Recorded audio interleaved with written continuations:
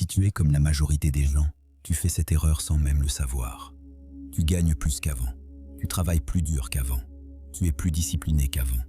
Et pourtant, rien ne change vraiment dans ta vie. L'argent entre, l'argent sort, et tu te retrouves au même point chaque fin de mois. Ce n'est pas une question de chiffres, ce n'est pas une question de stratégie.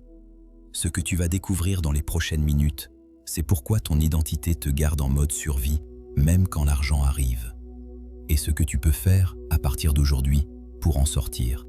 Il y a une vérité que personne ne te dit clairement. Ton compte en banque ne reflète pas ton travail. Il reflète ton identité. Et tant que tu portes l'identité de quelqu'un qui survit, ton argent restera un argent de survie. Il ne se transformera pas en richesse. Il ne s'accumulera pas. Il ne se multipliera pas. Il passera entre tes mains comme l'eau passe entre les doigts.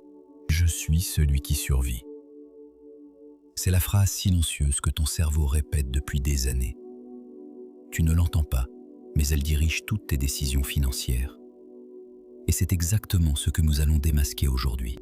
Le mode survie n'est pas une faiblesse, c'est un programme d'urgence que ton cerveau a installé à un moment précis de ta vie pour te protéger. Peu importe l'origine, ce qui compte, c'est que ce programme fonctionne encore aujourd'hui, alors que la situation a changé. Survivre, c'est consommer ce que tu as pour ne pas mourir. C'est compter chaque centime. C'est saisir le confort immédiat avant qu'il disparaisse. Survivre, c'est vivre dans la peur du manque, même quand le manque n'est plus là. Bâtir, c'est l'inverse. C'est accepter de mettre de côté ce que tu pourrais consommer. C'est faire confiance à un futur que tu ne vois pas encore. Mais si tu es resté en mode survie, ton cerveau lit la construction comme un danger. Il sabote. Il dépense. Il te ramène vers ce qu'il connaît. Voilà pourquoi tu peux gagner 3 fois plus qu'il y a 5 ans et te sentir exactement aussi anxieux. L'argent ne te transforme pas. Tu transformes l'argent à ton image. Si ton image intérieure est celle d'un survivant, ton argent reste un argent de survivant. Il vient pour combler des trous, pas pour bâtir des piliers. Et c'est là que tu dois comprendre quelque chose qui va peut-être casser ce que tu pensais savoir sur toi-même. Tu n'es pas pauvre par manque d'argent, tu es pauvre par identité. Le manque que tu ressens n'est pas dans ton compte en banque. Il est dans la phrase silencieuse que tu te répètes à toi-même depuis des années. Imagine un homme. Il a passé 15 ans en prison. 15 ans à se réveiller à 6 heures au son d'une cloche. 15 ans à manger en silence, vite, parce que le temps de repas était court. 15 ans à compter ses pas dans une cour étroite. Un jour, on ouvre la porte. Il est libre. Il sort. Il a une maison qui l'attend. Une famille. Une nouvelle vie. Mais le lendemain matin, à 6 heures pile, ses yeux s'ouvrent. Personne n'a sonné la cloche. Mais son corps se lève quand même. Au déjeuner, il mange en silence, vite, sans goûter. Quand il marche dans le quartier, il fait des allers-retours sur le même trottoir, sans même s'en rendre compte. La cellule n'est plus là. Mais elle vit en lui. Le programme tourne encore. Et tant que ce programme n'est pas reprogrammé, il restera prisonnier d'une cellule qui n'existe plus. C'est exactement ce qui se passe avec le mode survie financier.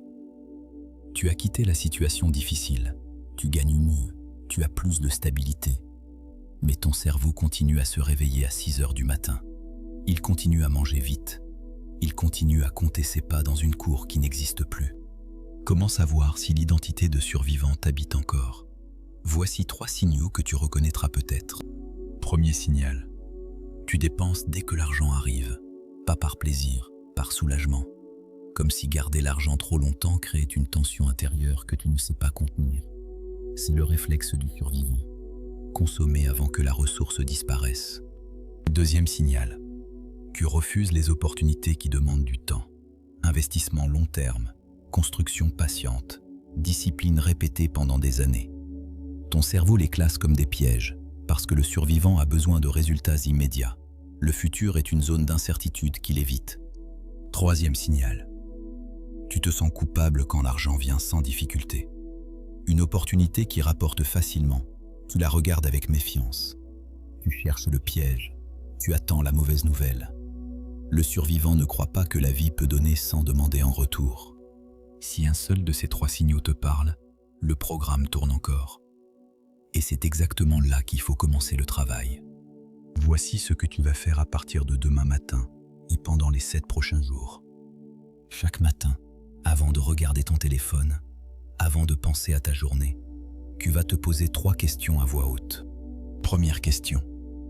Aujourd'hui, qu'est-ce que je ferais avec l'argent si je n'avais plus peur de manquer? Deuxième question. Aujourd'hui, quelle décision financière je prendrais si j'étais déjà la personne que je veux devenir? Troisième question. Aujourd'hui, qu'est-ce que je vais arrêter de faire qui appartient à mon ancien moi? Tu vas écrire les réponses dans un carnet. Pas dans ton téléphone, dans un carnet. Parce que la main qui écrit grave dans le cerveau ce que les yeux qui lisent ne gravent pas. En 7 jours, tu auras 21 réponses devant toi. 21 fenêtres ouvertes sur l'identité que tu portes vraiment et sur celle que tu peux construire. Et alors, quelque chose va se passer. Tu vas commencer à faire la différence entre ce que tu fais par habitude de survie et ce que tu choisis vraiment. Tu vas remarquer les moments où le vieux programme essaie de prendre le contrôle. Et tu auras une nouvelle phrase à te répéter, plus forte que la précédente. Je ne suis plus celui qui survit. Je suis celui qui bâtit, qui reçoit, qui transmet. Cette phrase, tu vas la dire à voix haute, chaque matin, pendant 30 jours.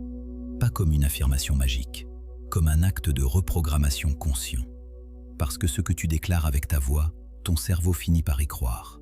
Et ce que ton cerveau croit, ta vie finit par le manifester. Se restaurer, c'est sortir du mode survie. Bâtir, c'est devenir celui qui peut accueillir la richesse sans la laisser fuir.